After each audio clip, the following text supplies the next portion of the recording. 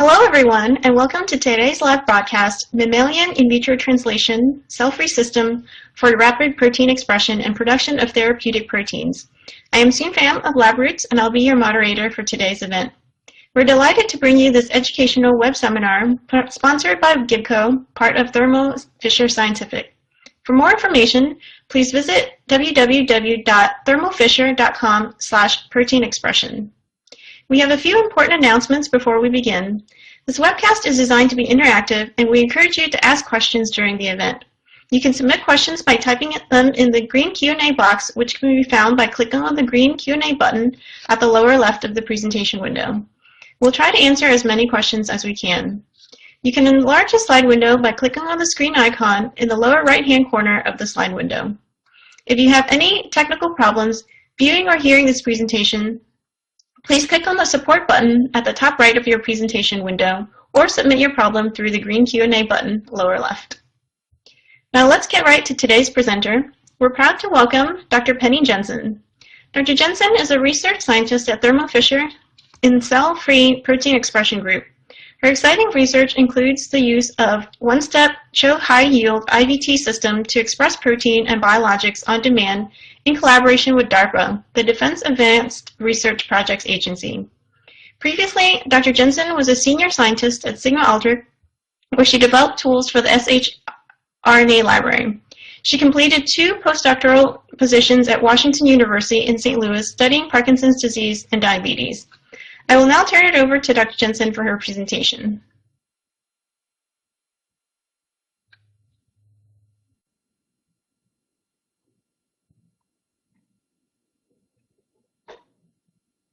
Thank you and welcome.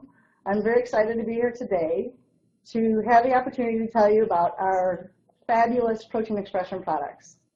Our products utilize mammalian vitro translation, also known as cell-free, for rapid protein expression and is used for the production of therapeutic proteins.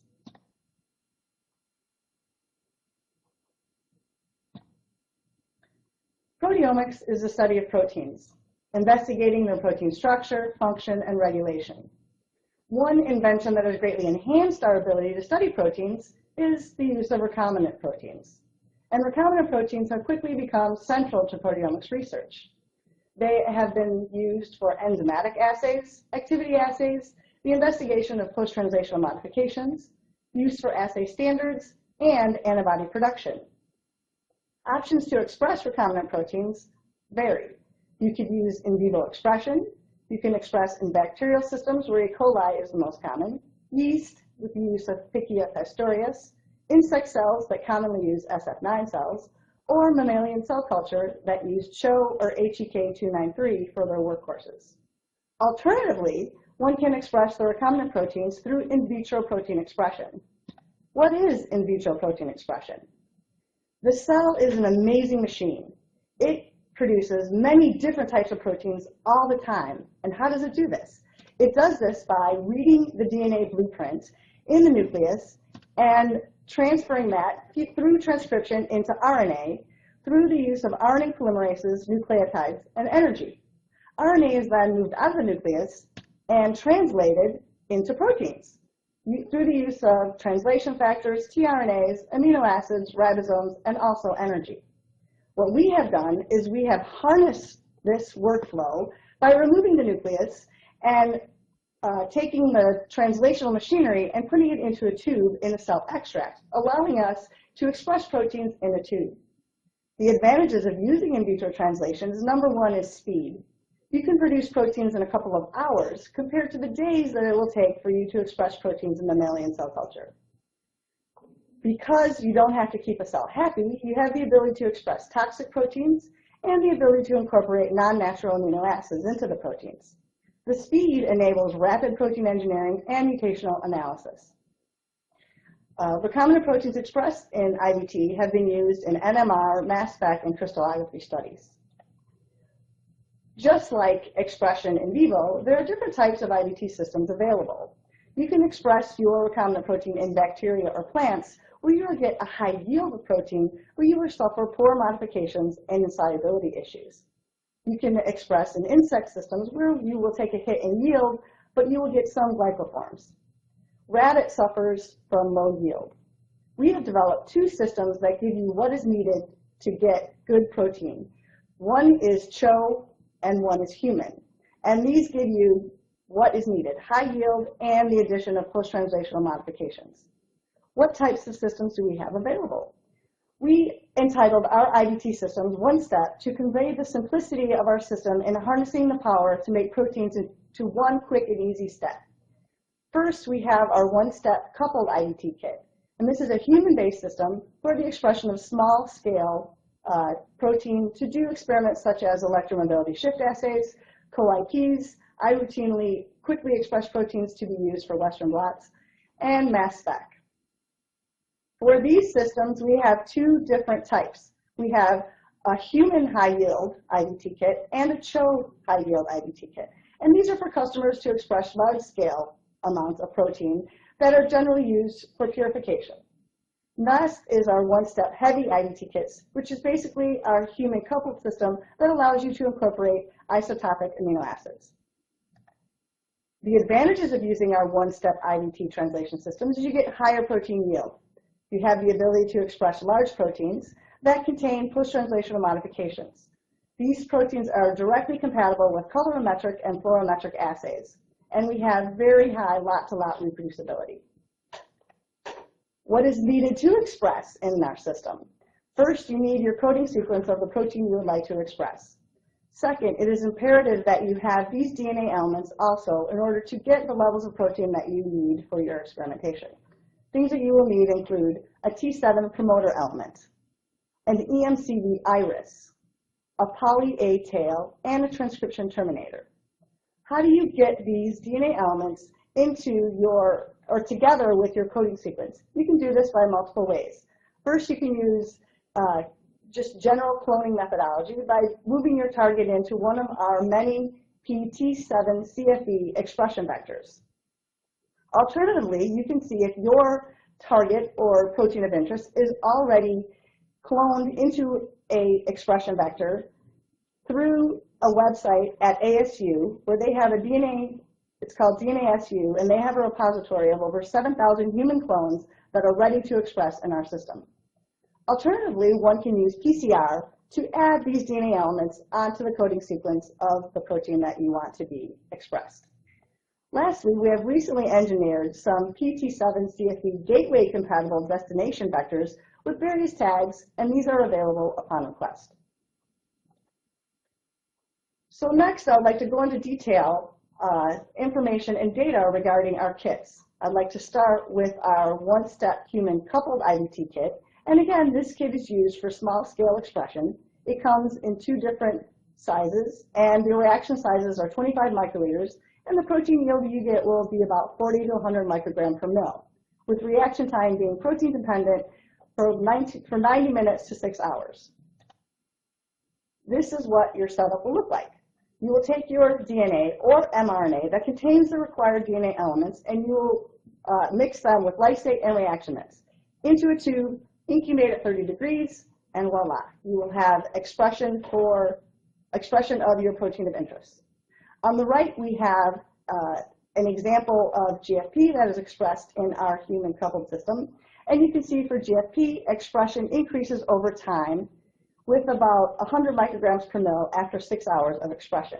We are comparing this to a fluorescent GFP standard so that we can get the exact amount of GFP that is being expressed.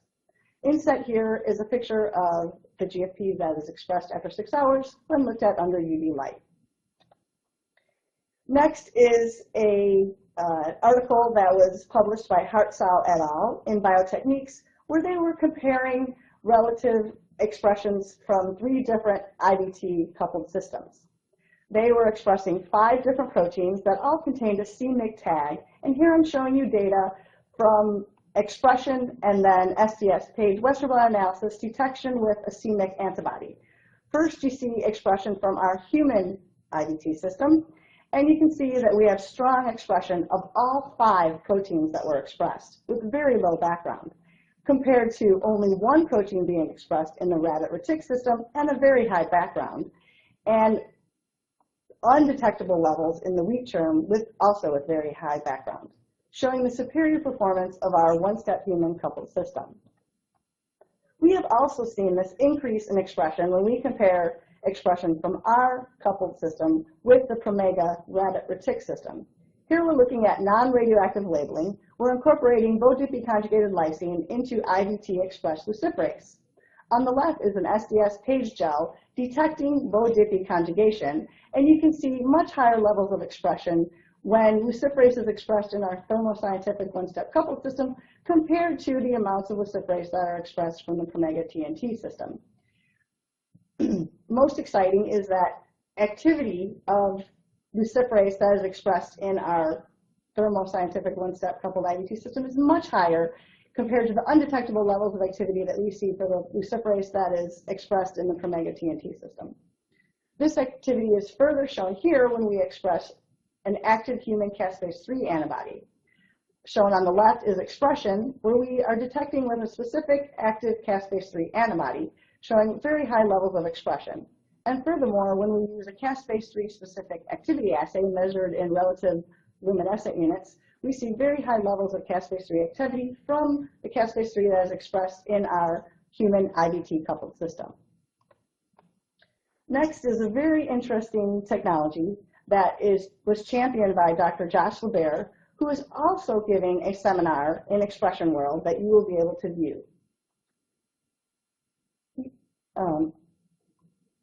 What this technology is called is NAPA, and it stands for Nucleic Acid-Programable Protein Arrays. And what it is instead of arraying proteins on a slide, we array full-length cDNA molecules on a glass slide, together with a capture antibody next to that full-length cDNA. We utilize our human-coupled IVT to transcribe and translate that protein, and once that protein is made, it is then captured by the capture antibody that is seated adjacent to that cDNA. This is used to query for protein-protein interactions. You can identify protein modifications and enzyme substrates. Here's an example of expression of proteins on NAPA arrays. Here we're looking at over 2,000 different GST-tagged cDNAs, and we're looking at the same cDNAs that are arrayed on 4 glass slides that were in vitro, that protein was in vitro translated with 3 different lots of our human coupled system on the left, compared to expression using the TNT rabbit-retic system on the right. The proteins were detected using an anti-GST antibody and a CY3 secondary, such that red is denoting the highest levels of expression. And you can see you have much higher levels of expression in our system compared to the rabbit-retic system.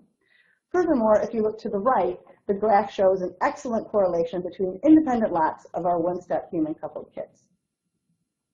Next is a specific NAPA experiment in which they were immunoscreening NAPA protein arrays. This is data from Dr. Sean Rollins, and they studied cholera. In this case, we have the cholera orpheome on the array, and they were screened with sera from cholera patients that were either at day 0 or 18.5 months later after they were vaccinated with anthrax. Shown on the left are proteins that were transcribed and translated with the TNT rabbit-retic system. Shown on the right are proteins that were transcribed and translated using our human-coupled IVT system. There were no hits that were identified with the rabbit-retic system. Because our system expresses so much higher, to a much higher level, they were able to identify multiple putative novel antigens. Another assay that has recently been developed that also takes advantage of the unique characteristics of our human-coupled IVT system is a high-throughput transcription factor assay developed by Dr. Mike McCoss at the University of Washington. Targeted proteomics is a powerful approach that enables quantitative analysis of tryptic peptides from complex biological samples.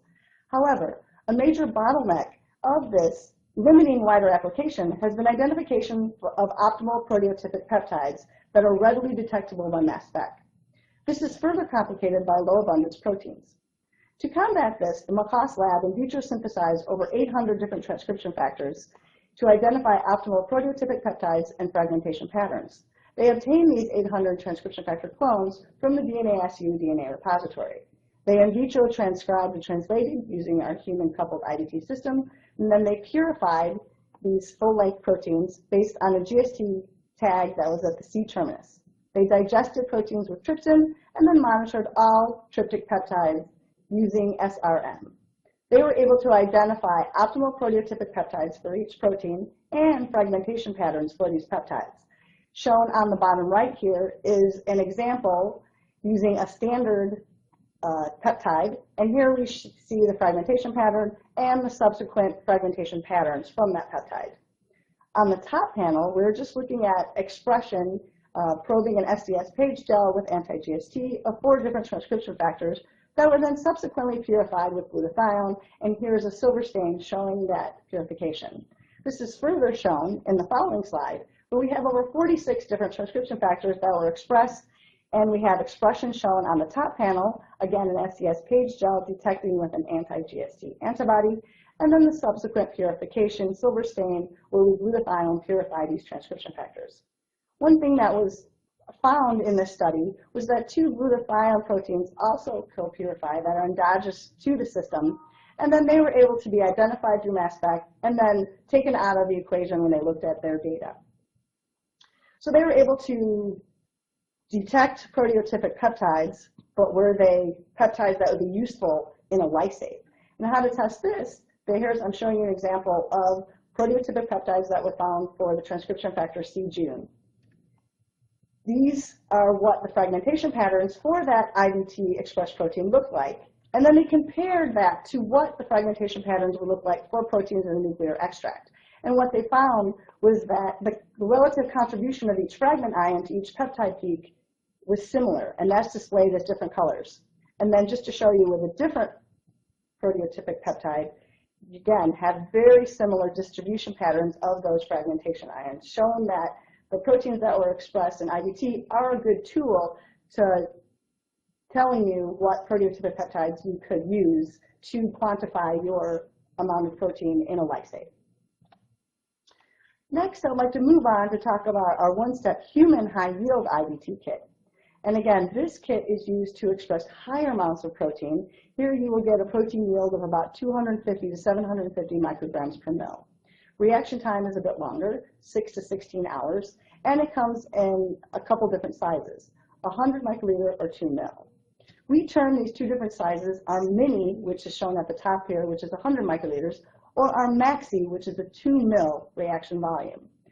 And this is shown here as the workflow for how you would utilize our high-yield IVT kits.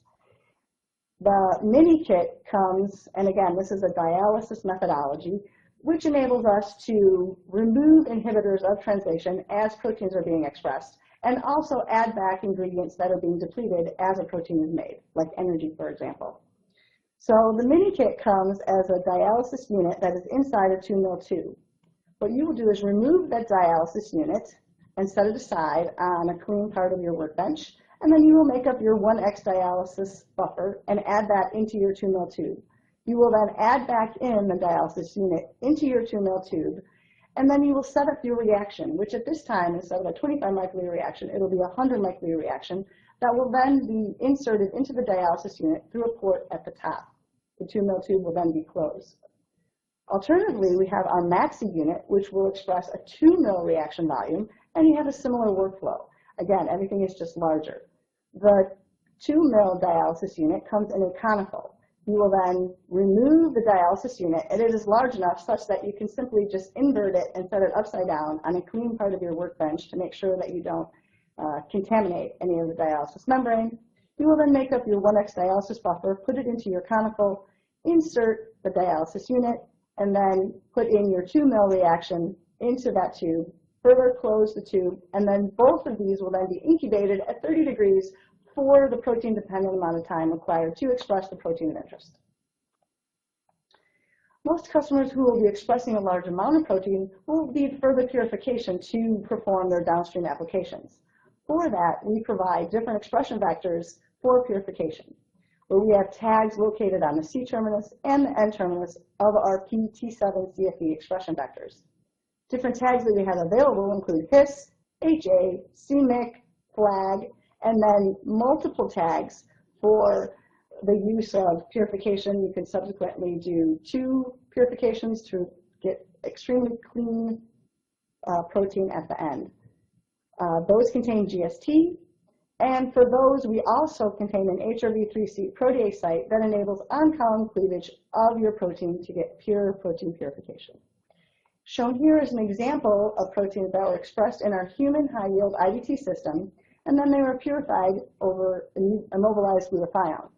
This is the PT7 CFB expression configuration. We had an N-terminal His followed by GST with an HRV3C cleavage site, the gene of interest, and then we have an HA located on the C-terminus to allow for full-length determination, full-length expression determination. From start to finish, you will have purified protein in less than 2 days. The workflow is as follows. You express your protein for about 7 hours. Start it in the morning of the first day. You will bind that protein to glutathione overnight at 4 degrees. Then you can either elute with glutathione to elute off the GST fusion protein, or you can on-column cleave to remove the GST tag and then elute your pure protein. Shown on the right is a Kamasi stain gel of 5 different proteins that we expressed and purified with this methodology, where we either added HRV3C or not. Shown here is GFP, GAPDH, green Rinoa, BAD, and C-phos. And you can see very clean levels of purified protein, whether it's the GST fusion or the pure protein once you have cleaved off that GST tag. We also found for the protein BAD, shown here with this star, denotes a co-purified of a protein that normally interacts with BAD that I'll talk about later on. Here's a study by Saul et al. Who did a high-throughput protein expression and purification comparison of our human high-yield system compared with the wheat germ and E. coli IVT system. They expressed 36 different proteins and looked at protein expression, which I'm showing on the left, and then protein purification, shown on the right. And what they found is that our system was better than the other 2 systems in both protein expression and protein purification. We've also found that protein activity is higher in our human IVT couple kit. Here we're comparing the expression of 2 different luciferase molecules, Rinoa on the left and Cypridina on the right. And interestingly enough, Cypridina requires over 13 to 15 different disulfide bonds to be formed in order for it to be active. Here we're comparing expression in our human IVT system compared to in vivo expression in E. coli. We further subdivided the luciferase proteins that were expressed in E. coli into total lysate and soluble fraction of that lysate. And you can see in both cases for Rinoa and for Cypridina, when we assay for activity based on an activity assay measured in relative luminescent units, we get much higher levels of activity in protein that is expressed in our human high-yield IVT system compared to what is expressed in E. coli for both Rinoa and Cypridina. Interestingly enough, even when levels of expression of soluble Rinoa are higher in E. coli when we assay them with an anti-His Western blot compared to expression in our human IVT system, levels of activity are much higher, showing the formation of a very active, readily formed luciferase protein. Next, I'd like to move on to talk about our one-step heavy protein IVT kit. And this system is identical in product structure to our one-step human coupled IVT kit, except for the addition of the heavy amino acids lysine and arginine. What it is used for is to identify ideal peptides for targeted quantification, similar to what Dr. Mokasa's lab was doing. It allows you to verify protein digestion in your mass flow, in your mass spec workflow, and you can generate controls for protein affinity enrichment loss. You can also use it as a quantification standard to measure changes in light samples. Shown here is the workflow. You would express your protein. In this case, you would express in a coupled system, purify, digest your proteins, run them through a mass spec, and then you would have your light and heavy versions of your protein. Just as with our human coupled IVT system, here's an example showing you a time course of GFP expression that is very similar to what we see in our coupled human system. You get about 100 micrograms per mil after 6 hours. More importantly, the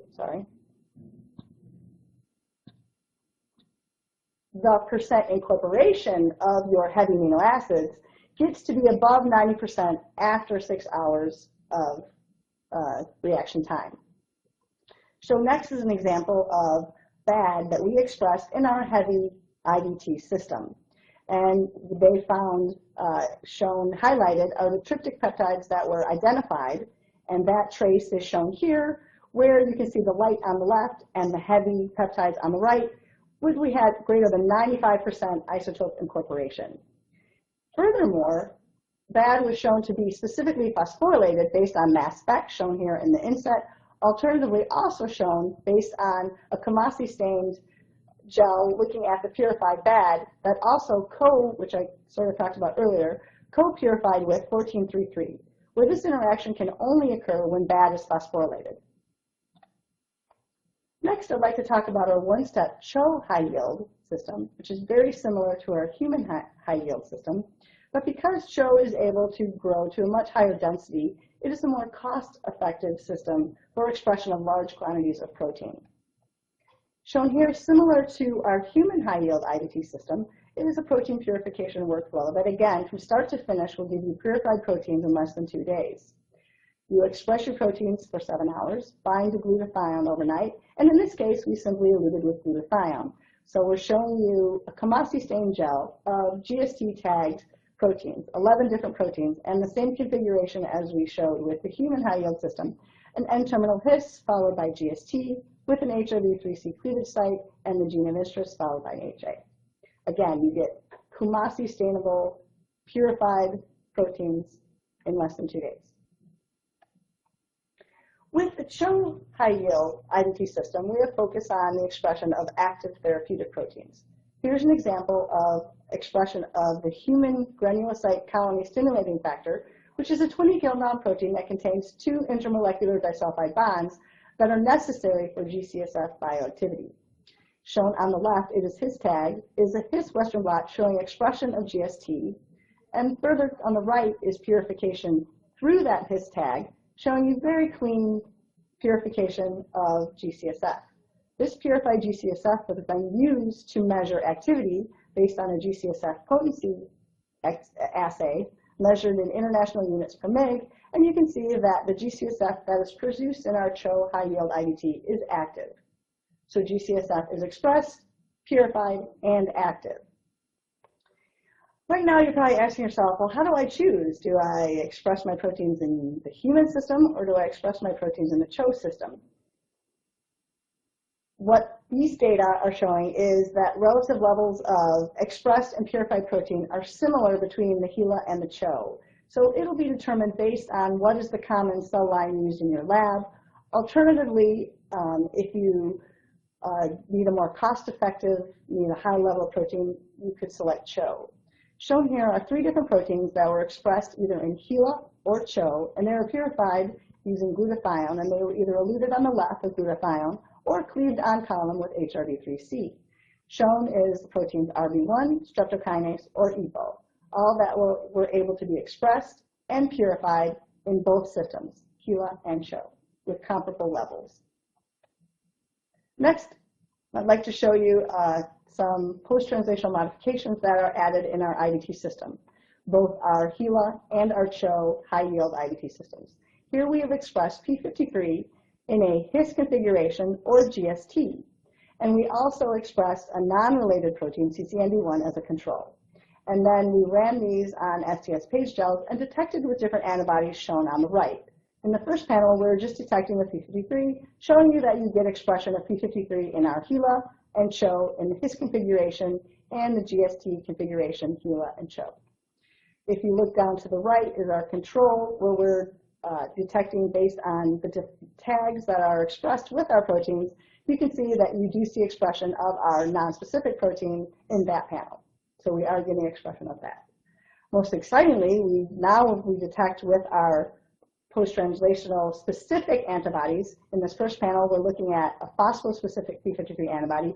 We do see expression of phosphorylated P53.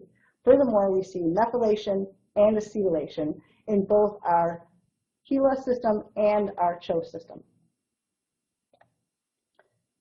When customers want to utilize our CHO high-yield system and they want to express proteins that will be used for therapeutics, one thing that might be important is to know the relative endotoxin levels. What we found is that when we looked at endotoxin levels in our IBT expressed proteins, they ranged from about 100 to 300 endotoxin units per mil. Just by simply purifying, we reduce those levels to the range of less than 0.1 to 15. But if you have a very stringent requirement that you need to be below 0.1, we suggest that you can simply pass your purified protein through our Pierce high-capacity endotoxin removal resin without any loss in protein, and then you will be at the undetectable or very low level of 0.1. Lastly, I'd like to talk about a new service that we have in development for customers to have their proteins expressed and purified, if needed. And what this service entails is that a customer will send their protein or DNA sequence to us. It will be gene optimized and synthesized into string DNA moieties.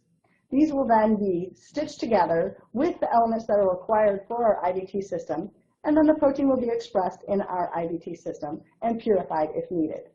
Highlights of the service include that the genes are optimized and synthesized, and that gene synthesis to supplying the purified expressed protein is about 10 days.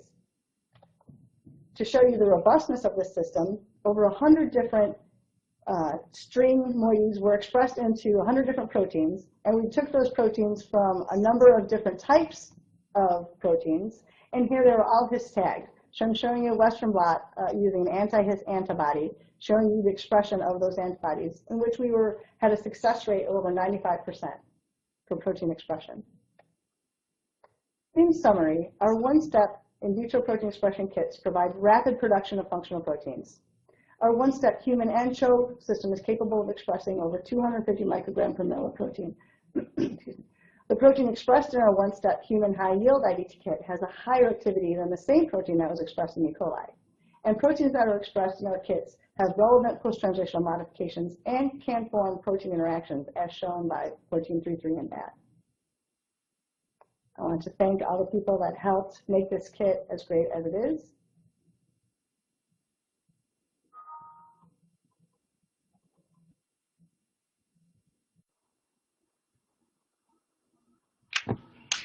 That was a wonderful presentation. Thank you, Dr. Jensen. Next, I'd like to introduce our next speaker, Dr. Govind Rao. Dr. Rao is Professor of Chemical and Biochemical Engineering at the University of Maryland, Baltimore County. He obtained his PhD from Drexel University in Chemical Engineering in 1987. Dr. Rao's research is targeted towards application of fluorescence spectroscopy to create novel low-cost sensors for bioprocess, biomedical, and environmental applications. His lab has developed next-generation sensors for low-cost, non-invasive monitoring of oxygen, pH, and PCO2 in bioreactors. He has been a faculty member at UMBC since 1987, and in 2006 he founded the Center for Advanced Sensor Technology, or CAST, and has been serving as its director since. I will now turn it over to Dr. Rao for his presentation.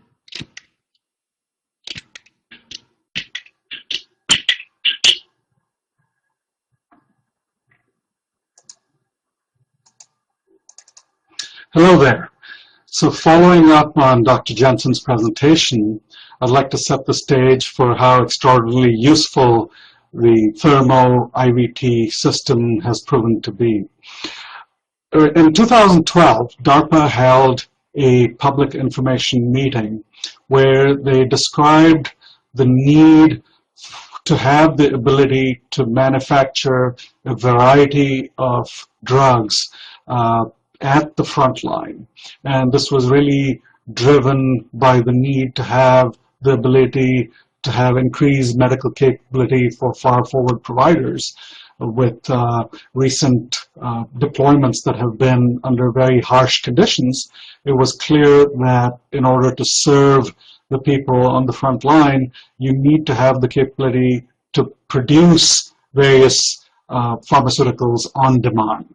And the idea was that you could then get rid of the entire supply chain that would allow you to have a system that you could flip a switch and produce whatever medication you needed without carrying a large inventory, or in the case of biologics, a cold chain. So the initial program looked at small molecules that would be in a tablet formulation, and that was then extended to a biologically derived medicines on demand concept. And at this information session that DARPA held, they laid out some guidelines. They wanted to see a system that could be very generic, that would allow you to have a great deal of flexibility to produce a variety of sequences to basically encompass an entire range of protein-based therapeutics. It had to be very flexible and portable that would allow you to make whatever you needed within 24 hours. And the other thing was that it had to have a complete end-to-end manufacturing chain that included purification. And they set the bar really high by requiring that these biologics or protein therapeutics that were produced would have to be something that were already FDA approved. So in other words, a biosimilar. And so this meant that it would have to be a molecule that would have the kind of quality, consistency, potency that you might expect from any injectable therapeutic that's available today in hospitals and clinics across the developed world. And so they left the platform fairly agnostic in terms of whatever technologies that needed to be developed. It could be cell-based or cell-free. However, when I attended this meeting, I could not conceive of a system that was cell-based that could work and produce therapeutic protein in less than 24 hours, because it just takes cells at least that amount of time to even divide. This is even with the fastest growing E. coli.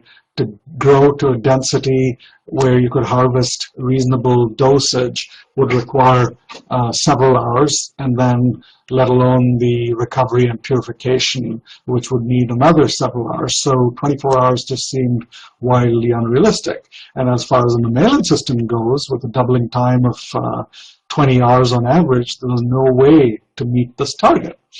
And that was bad enough, but then the rest of the challenge was also to develop an integrated platform that would have everything on board.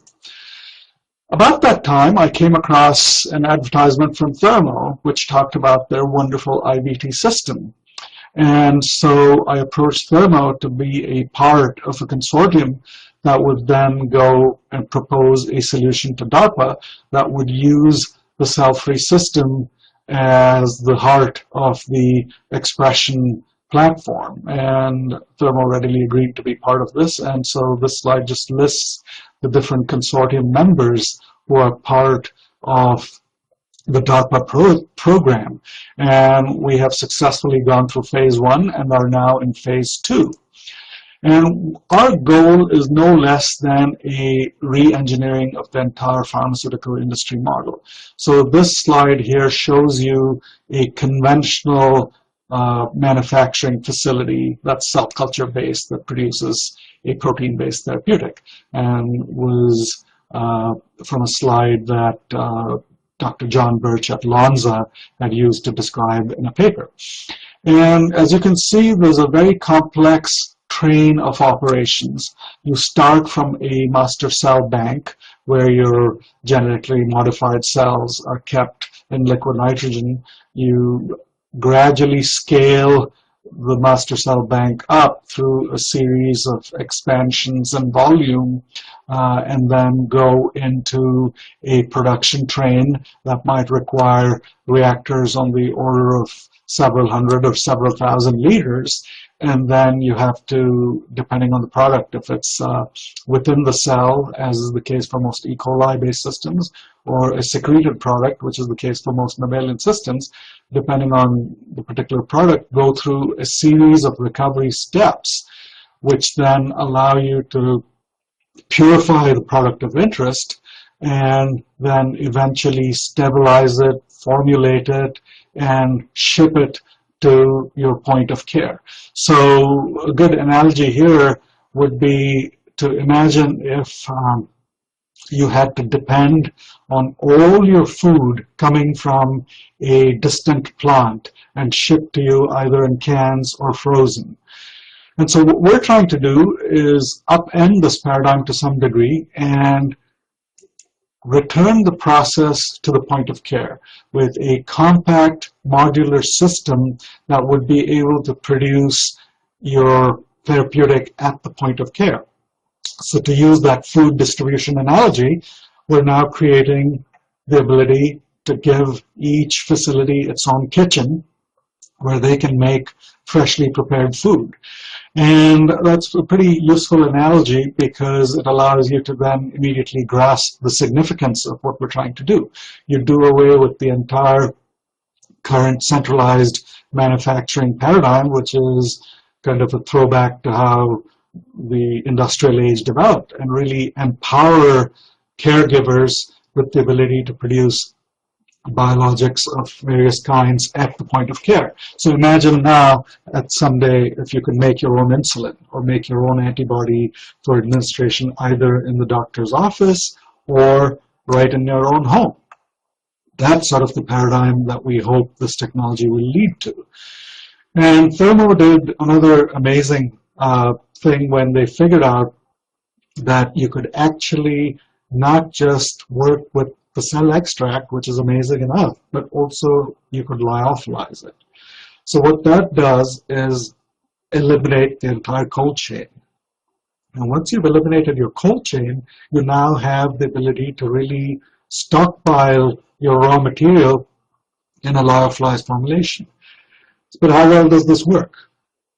So we did some test studies, and you see a vial on the left, which is the lyophilized formulation. And the students who got this were very excited. So what they did was they took 3 vials. The middle one is a control, and the one that's labeled incubated was actually put in a controlled temperature environment with a GFP plasmid added to it. And the field-tested one was simply one where the student reconstituted it, added the GF plasmid, and then just wandered around with the vial in their pocket to simulate someone who might not have a laboratory with an incubator. And amazingly, both the incubated and the field-tested formulations glow nice and green, whereas the control shows no expression, as you might expect, showing the great versatility that this platform has from meeting not just DARPA's needs of use in battlefield medicine, but potentially even in a whole host of other applications. And some other data here just showing the early studies that can make FDA-approved therapeutics like erythropoietin at single band purity in less than 2 days. We've since advanced this quite a bit more, and we're well on our way to meeting the under 24-hour target. In another case, streptokinase was also a simple module system, and all these are produced with very high potency and activity. So we have a lot of confidence that eventually this could lead to a shift in the current manufacturing paradigm. The other thing that we're trying to do is build in a level of rigor into the manufacturing process, because you're now going into a new realm, because you're trying to produce a biologic at single doses. So how do you actually ensure that you have a very consistent product? And the only way to do that is to make the manufacturing conditions so precise that it's no different than how you would make an iPhone or a laptop computer. The idea being that if you build in that rigor into the production process, then at the end of it, every single dose that's produced will behave the same way. And so we set out by using many bioreactors that were highly instrumented, and this is just a picture showing some of the early prototypes. But more importantly, if you look at the kind of production profile you get, note the remarkable consistency of expression in 3 separate bioreactor experiments. They all behave exactly the same way. And the other remarkable thing to note is the process time. You're done in 2 hours from start to finish. You have expressed pure protein very, very quickly, leaving you the rest of the time to purify the product and get it into whatever format you need for delivery to the patient. So this, we believe, will spark a new revolution in how therapies are developed. And here again is data from the same 3 bioreactors showing you how remarkably consistent the recovered protein is. This is just UV irradiation of GFP showing that they all glow nice and green uniformly. The other side is purification, and here we're working with David Wood's lab at Ohio State, who is developing a generic purification strategy based on inteins. Inteins are these self-cleaving chains, polypeptides, that based on either a pH switch or a temperature switch are able to self-cleave, and thereby it allows you to generate pure protein of your product, shown here in blue. So the binding domain is shown in green, and the intine is the sequence in orange.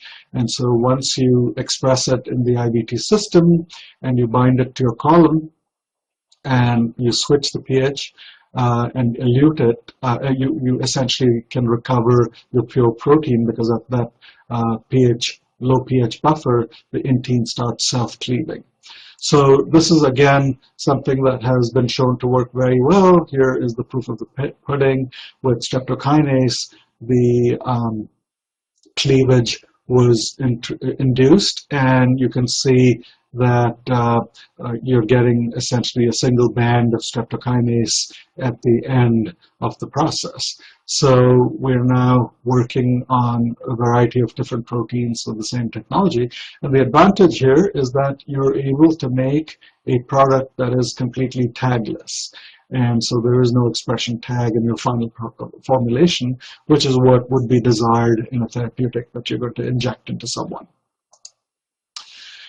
Now, this is clearly the work of an entire team, and this is just showing you a slide of the entire team that's behind this project. And looking at what's on the center table is a prototype of this suitcase-sized device that can produce and purify the protein.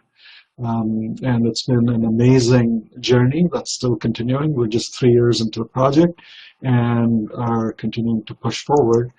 And I'd like to end with disclaimers that this is not endorsed either by Thermo or by DARPA. And I thank you very much for your attention.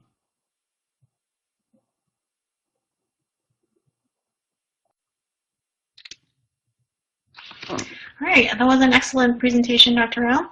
I'd like to thank both Dr. Jensen and Dr. Rao for bringing the information to us. And before we get started on all of your questions, here's a quick reminder about how to reach us today.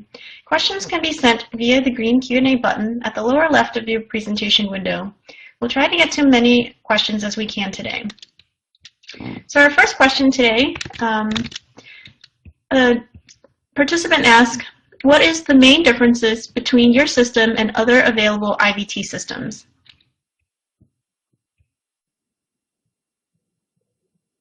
The main difference is high protein yield with the addition of post-translational modifications. And again, we have both the human system, HeLa, and the chill-based system.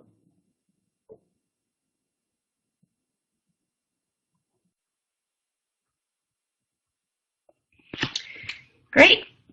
Next, one participant asks, what is the largest protein expressed in your system? The largest protein we've been able to express is mTOR, which is greater than 250 kilodaltons.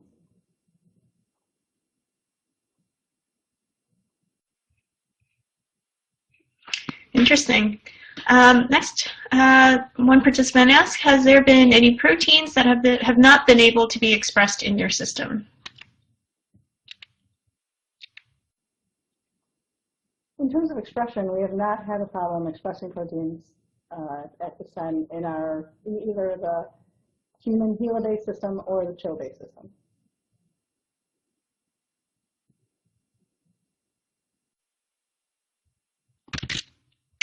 Great. We have time for one last question, and if we didn't get to yours, we'll follow up with an email. And in the last question, a participant asks, can multiple proteins be expressed in your system?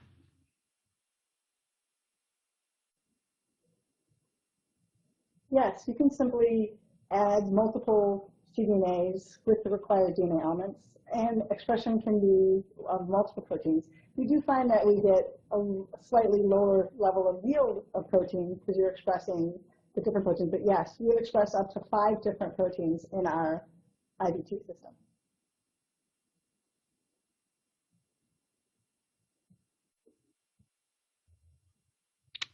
All right, fantastic. I would like to once again thank Dr. Jensen and Dr. Rao for their presentation, and thank you to Gibco, part of Thermo Fisher Scientific, for making today's educational webcast possible. Today's webcast will be available for on-demand viewing through May of 2017. You will receive an email from us alerting when it's available for on-demand and posted on labroots.com. You're welcome to forward this to any of your colleagues who weren't able to join in today. Thanks for logging in, and we hope to see you again soon. Bye-bye.